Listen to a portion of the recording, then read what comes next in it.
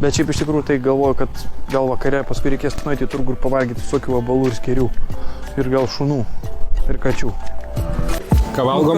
Naujas iššūkis, kulinarinis, šuniena. Šunienos sriuba. Galima čia užsisakyti šuniuką, jisai nebrangiai kainuoja, 15 eurų. Ir atneša štai tokį puodą. Šuns nedaug, pačios šunienos pagrindė yra sriuba. Tai dabar pirmą kartą gyvenime ragausiu šuns sriubą. Man atrodo, šitai labai karšta čia bus.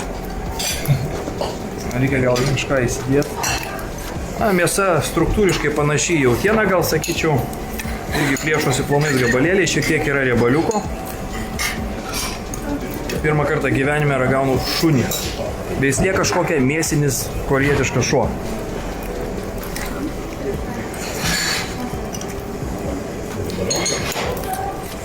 Jeigu nežinočiau iš anksto, kokia čia mėsa, tai nepasakyčiau, bet į kiaulieną tikrai nepanašu, į jautieną irgi nepanašu. Esu valgęs nutrijos mėsą, tai gal kažkiek yra skonis panašus į nutrijos mėsą. Tai iš esmės, šuo yra kaip didelė žiurkė, aš manau, čia pas juos.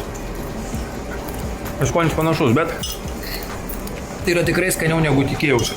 Galvojau, kad bus baisiau, bet tai yra tiesiog normalus, įprastas patiekalas, nieko labai egzotiško ir palyginus su ta gyvatė, kurią aš valgiau šioje pačioje vietoje, tai šuo yra visiškai adekvatus maistas. Kaip Šarūnai? Labai neįprasta mėgoti ant keptuvės, žinau, sakysiu. Supratau, ką jautė tą šuo, kurį aš valgiau. Tai va.